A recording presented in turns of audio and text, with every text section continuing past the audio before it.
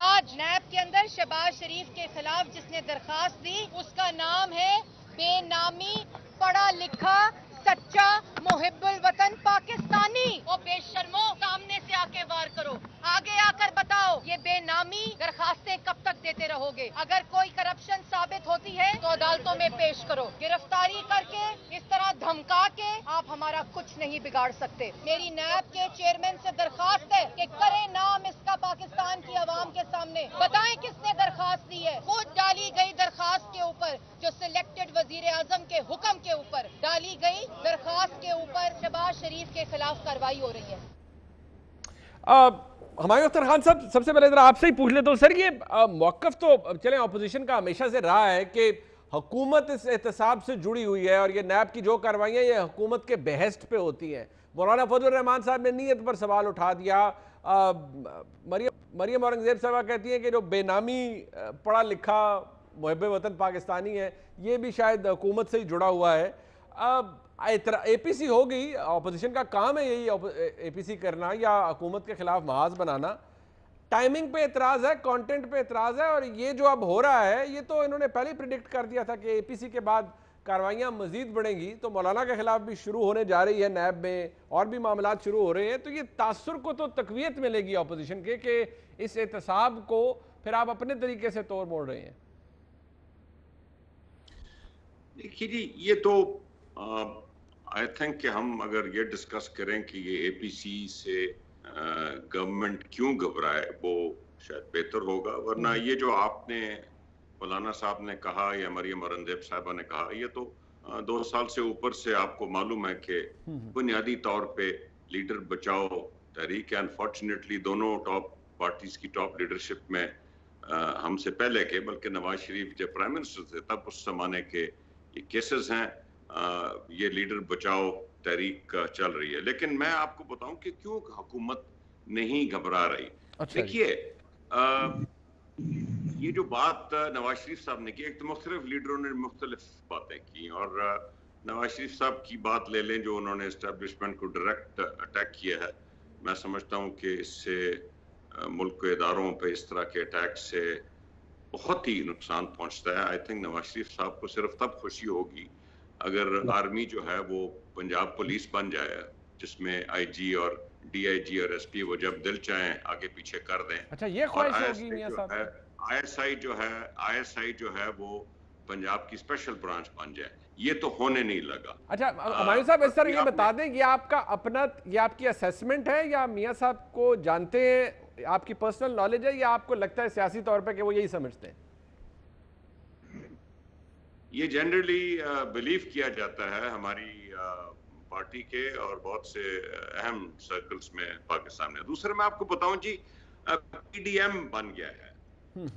जरा इसकी भी हिस्ट्री देख लें। पाकिस्तान में पीएनए की मूवमेंट चली और उसका नतीजा आप सबके सामने है। एमआरडी उसके नतीजे में मार्शल लॉ आ गया। एमआरडी बनी, बड़ा जदोजहद होती रही सिंध में, आगे पीछे पाकिस्तान में, लेकिन ज़ियाउल हक का दौर खत्म हुआ जब उनको असैसिनेट कर दिया गया और वो जहाज गिरा दिया गया। एआरडी बनी, बड़ी जदोजहद की एआरडी ने, लेकिन परवेज मुशर्रफ को जिस चीज ने हटाया बुनियादी तौर पे मैं समझता हूँ वो लाल मस्जिद का इश्यू था, जिसकी वजह से पीएमएलक्यू अगला इलेक्शन हारी। तो ये बाकी जो पीडीएम का भी मैं समझता हूँ यही होगा। इनका अपना जो आपस में इत्तेफाक नहीं है, बल्कि आपने देखा होगा कि पीएमएलएन का आपस में इत्तेफाक इस वक्त नहीं है। अच्छा, नवाज शरीफ साहब कोई बात की है और उनके साथियों ने, और शहबाज शरीफ ने कोई और किसी और नौयत की बात। उस दिन तो शहबाज साहब, सर उस दिन तो शहबाज शरीफ साहब बिल्कुल से ये कहते आ रहे हैं कि पीएमएलएन में यूनानिमिटी ऑफ व्यू नहीं है। ठीक, अच्छा, उस दिन तो शहबाज साहब बड़े बिल्कुल, वो जब मियां साहब तकरीर कर रहे थे वो मौजूद भी थे, और पता नहीं दिल में उनके कुछ हो या ना हो, कम से कम उसके बाद ऐसा कुछ नहीं आया। जहां तक बात ऑपोजिशन में दरार की, तो शहबाज साहब कह रहे हैं कोई ऐसा सीमेंट उन्होंने लगा दिया कि अब दरार नहीं आएगी। फेशियल एक्सप्रेशन बहुत कुछ बता रहा था। अच्छा ठीक है, ठीक है, वो आपने जरूर देख लिया होगा। मैं जरा पूछ लेता हूँ तराज चौधरी साहब से। तराज चौधरी साहब, पहले तो ये बता दें, ये इदारों के खिलाफ और जो ख्वाहिश है शायद मियां नवाज शरीफ साहब की, जिसका जिक्र हुमायूं साहब ने किया था, सर ये तो ख्वाहिश को अच्छी ख्वाहिश नहीं है, इतना बड़ा कौमी इदारा है, सबसे मुनज़्ज़म इदारा है, और इस हवाले से तकारीर के अंदर एहतियात बरतनी चाहिए। मियाँ साहब 3 दफ़ा के वज़ीर-ए-आज़म है, ये नौबत क्यों आ गई कि मियाँ साहब ने ऐसी बातें की? ऐसी बातों कल भी यही बात हो रही थी कि अल्फाज का चुनाव बेहतर होना चाहिए, और अस्करी क़यादत की तरफ से भी मौक़िफ़ आ गया कि भाई फ़ौज को ना घसीटे इन मामलों में, फ़ौज का इससे ताल्लुक़ नहीं है, ये मामला हुकूमतों ने या सियासी जमातों ने सुलझाने होते हैं। बिस्मिल्लाहिर्रहमानिर्रहीम। सबसे पहले तो मुनीब साहब एक बात ज़हन में रखें, अगर सियासतदानों ने और अदारों ने अपनी गलतियों का इदराक नहीं करना, गलतियों को नहीं मानना, माजी में जो कुछ हुआ है उसका एहसास नहीं करना, तो जब एहसास ही नहीं करना, इदराक ही नहीं करना, गलती माननी नहीं, तो फिर गलती ठीक करने का इसका मतलब इरादा कोई नहीं है। बात यह है कि क्या मियां नवाज शरीफ से पाकिस्तान का इमेज खराब हुआ, या जियाउल हक के कू से, या मुशर्रफ के कू से, या अयूब के कू से, या याया से, या मुल्क टूटने से? किसको किसको क्या कहना चाह रहे हैं? यानी जब दिल करे जो बात सच्ची करे उसको गद्दारी का सर्टिफिकेट, और जो कोई कह दे कोई और के इंसाफ हो उसको तौहीन अदालत का।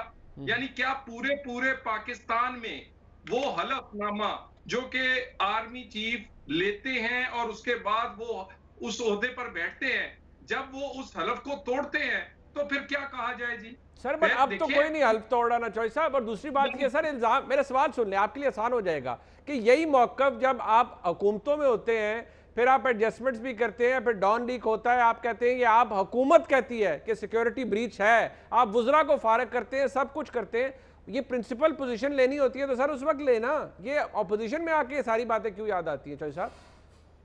देखिए, प्रिंसिपल पोजीशन ना होती तो पहला धरना ना आता, प्रिंसिपल पोजीशन ना होती तो डॉन लीक्स ना होता, प्रिंसिपल पोजीशन ना होती तो पनामा से अकामा ना निकलता, प्रिंसिपल पोजीशन ना होती तो बेटी समेत जेल ना होती। प्रिंसिपल पोजीशन है तो इसीलिए आज ये पर्चे, ये मुकदमे, ये गिरफ्तारियां, ये सब कुछ चल रहा है। मेरी बात सुने, सिर्फ सादा पाकिस्तानी होने की चीज है। मुनीब साहब 1 मिनट के लिए छोड़ दें, मैं नून लीग का हूं, आप कोई एंकर हैं, बाकी हमारे भाई बहने किसी और जमात के हैं। 22 करोड़ लोगों का ये मुल्क है। क्या इस मुल्क के लोगों को वो रोजगार, वो सेहत, वो तालीम, वो इंसाफ, या वो पाकिस्तान मिला जिसके लिए ये पाकिस्तान बना था? नहीं मिला। आधा पाकिस्तान अलहदा हुआ। पाकिस्तान की इकोनॉमी अपने हमसाया मुल्कों से नीचे है। पाकिस्तान की इज्जत एहतराम में कमी आई। इस 2 साल में जब आपकी कठपुतली होगी हुकूमत, कश्मीर से लेकर गरीब तक की रोटी छिनी कि नहीं छिनी?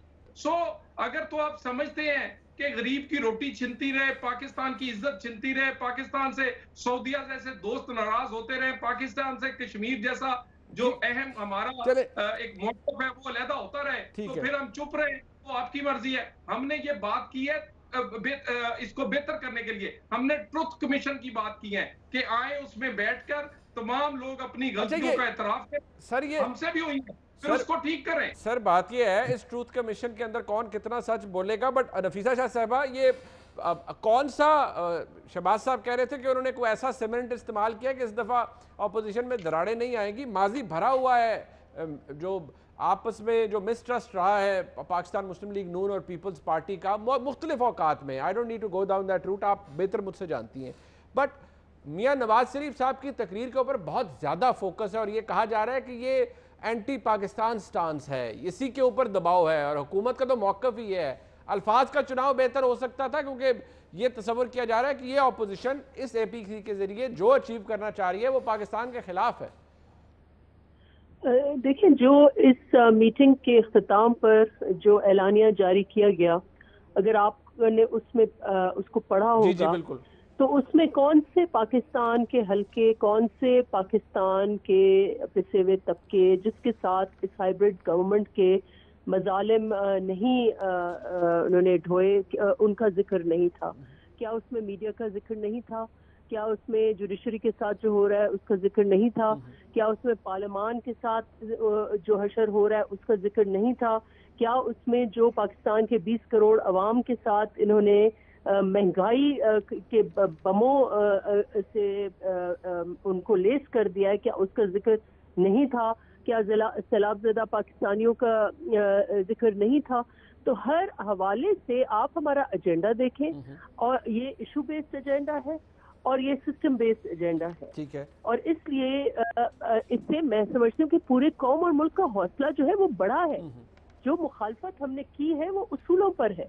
तकारीर को आप छोड़ दें कि तकारीर में उनके हर तकरीर में सब्सटेंटिव इश्यूज थे, हर तकरीर में, लेकिन जो मियां साहब ने कहा है, बाकी स्पीकर्स ने भी इन पे हिंट्स की हैं खुले तरीके से या ओब्लीक तरीके से, कि और ये मसाइल जो है ये उस वक्त होते हैं जब आईनी ढांचा और आइन की रूह और आइन को फिजिकली जो उसको उसमें जो एक तवाजुन दिया गया है with the supremacy of the parliament and supremacy of the people, वो जहां भी मुतासिर हुई है और वो अपसेट हुए हैं, तो हमारी फॉरेन पॉलिसी कॉम्प्रोमाइज हुई है, हमारी इकोनॉमिक पॉलिसी कॉम्प्रोमाइज हुई है, और हमारा मुल्क को से पीछे ये तो तासुर है, ये सिर्फ हुकूमत की तरफ से नहीं, वैसे भी कि ये लीडर बचाओ, या अगर हुकूमत के कुछ वज़रा कहते हैं अब्बू बचाओ तहरीक है सारी, चाहे आपकी तरफ से हो या मुस्लिम लीग नून की तरफ से हो, कि अपने लीडरों को बचाने के लिए है सब कुछ, क्योंकि केसेस हैं, क्योंकि मुकदमात हैं, क्योंकि किसी ना किसी तरह की एडजस्टमेंट करनी है। इसको कैसे काउंटर करेंगे? My first statement was my answer to this question also.